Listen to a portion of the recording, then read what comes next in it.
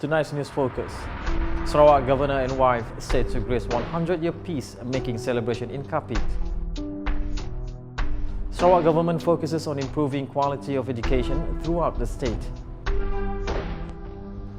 Sarawak Science Centre slated for completion by end of 2025.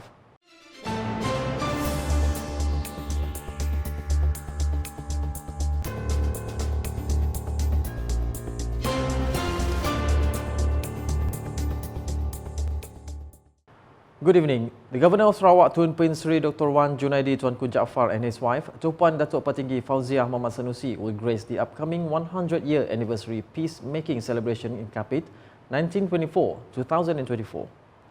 According to Minister of Works Datuk Sri Alexander Nantalingi, the event marking a century of peace is set to be held at Dataran Bandar Kapit from December 5 to 8, with various programs planned to engage an expected crowd of around 500 people. Among the key highlights is a seminar featuring renowned anthropologists will present research papers. Akan dijemput hampir 500 ketua kaum dari kaum Dayak lah, dari Sarawak ini untuk berhujung ke sana, dan juga mereka ada juga yang dari Indonesia, Kalimantan ya, sebab perdamaian juga melibatkan antara kaum Dayak di Sarawak dan juga di Kalimantan pada ketika. He said when met by the reporters after leading a courtesy call on Tun Prin Sri Dr. Wan Junaidi and Tuan Datuk Petinggi Fauziah at the Astana Negeri Sarawak on Monday. Datuk Sri Alexander added that the Sarawak Governor and his wife will grace the ceremony on December 8. Selain daripada seminar, ada juga perayaan regata, iaitu lomba perahu, sebab ini kita meraihkan kunjungan ataupun lawatan Tuan Yang Pertama ke Kapit pada julung kalinya selepas dilantik dari Tuan Yang Pertama. The Sarawak government remains committed to improving the quality of education by developing poor schools throughout the state through allocations approved by the federal government. According to Sarawak Minister of Education, Innovation and Talent Development, Datuk Sri Roland Sagah Wee-In, this biggest initiative is through RM1 billion advance payment program that aims to improve the infrastructure of abandoned and unsafe schools. To date, we have successfully completed 58 projects, ensuring that approximately 10,000 students have access to quality learning facilities. He said this while wrapping up the debate for his ministry at the 90th Sarawak Legislative Assembly sitting on Monday. In addition, he said Sarawak has implemented the Project Rakyat, which involved the reconstruction of 3 schools as well as another 28 schools under the Northern Region Development Agency NRDA, which in total more than 9,000 students has benefited from these efforts.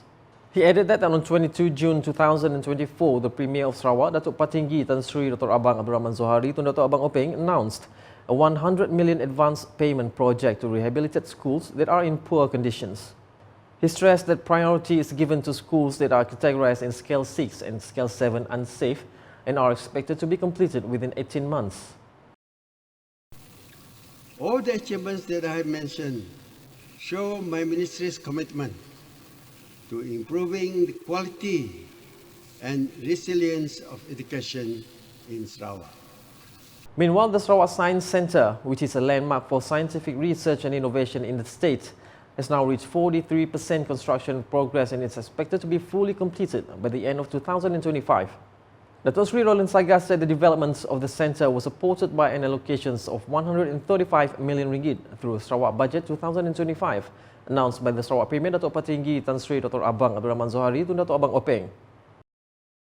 From 2019 to 2024, SRDC funded RM16.6 million worth of 79 innovative projects.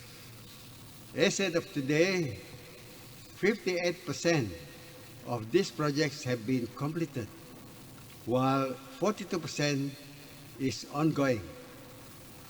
These have resulted in 28 publications in Tier 1 and 2 journals, 14 file intellectual properties, and the ongoing training of 24 PhD and 22 master's degree students.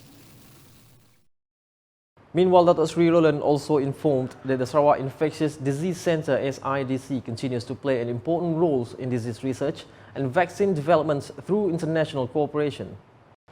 The centre is now a member of the UKC Vaccine Hub and collaborates with the institutions such as Hillman Laboratories Singapore, Biotech Thailand and the University of Sheffield, UK in an effort to transfer critical vaccine platforms technology to Sarawak. This step is expected to open an opportunities for vaccine manufacturing and distribution in the future. The appointment of Petroleum Sarawak Berhad PETROS, a company owned by the Sarawak government as a sole gas aggregator in the state, is final and non-negotiable. This was explained by the Minister of Utility and Telecommunications MUT, Datuk Sri Julaihi Narawi, while insisting that there is no gas aggregator in Sarawak. He said that PETROS, which was appointed as a sole gas aggregator with effect from 1 February 2024, will play a role in carrying out activities related to procurement, supply, distribution and sale of natural gas in Sarawak. Ingin saya maklumkan bahawa perkembangan terkini di mana PETROS dan PETRONAS sedang dalam perbincangan khususnya mengenai aspek-aspek teknikal, sehingga menegaskan sekali lagi bahawa pelantikan PETROS sebagai gas aggregator tunggal adalah muktamad dan non-negotiable. Ini bermakna tidak ada gas aggregator lain di Sarawak. There are no other gas aggregator in Sarawak. He said this while wrapping up the debate for his ministry at the 19th Sarawak Legislative Assembly sitting on Monday. In this regard, Datuk Sri Julaihi reminded any party that carries out gas distribution activities to apply for a license under Section 7 Distribution of Gas Ordinance 2016 DGO 2016. He said as of today, MUT has issued retail of gas licenses to 13 upstream gas players and 10 licenses to downstream gas players. The Sarawak government continues to implement proactive measures to expand internet coverage in the state through the Sarawak Linking Urban, Rural and Nation Saluran program as an additional intervention to the existing efforts by the federal government through the Malaysian Communications and Multimedia Commission (MCMC). Datuk Sri Julaihi informed that the state government has allocated 2.3 billion ringgit for the implementation of this program. According to him, one of the main components is the construction of the Sarawak Multimedia Authority Rural Telecommunication Smart Telecommunication Towers in rural areas. Sebanyak 546 daripada 600 buah menara telekomunikasi smart telah siap dibina. Daripada jumlah menara yang telah siap tersebut, 400 menara smart telah beroperasi menyediakan kedua-dua perkhidmatan 4G dan MySRBN, manakala bakinya akan beroperasi sepenuhnya secara berperingkat pada suku keempat tahun 2025. Regarding the implementation of the Jalinan Digital Negara Jendela managed by the federal government, he explained that 876 out of 901 telecommunication towers have been completed and 481 of them has started operation under phase 1 of this plan. As an effort to improve internet services for the people, he said the Sarawak government through the Sarawak Digital Economy Corporation SDEC has introduced the MySRBN prepaid plan starting July 7, 2024. And that's the English edition. With me, Saiful Bahri. Muhammad. More news can be found in our official portal ukas.sarawak.gov.my and social media platforms including Facebook and YouTube. We wrapped up the UKAS Bulletin today with the visuals from the Sekalung Budi Perkhidmatan Awam Sarawak 2024 ceremony at the Dewan Santapan Dun on Monday. #Saluran Informasi Rakyat. Have a good night.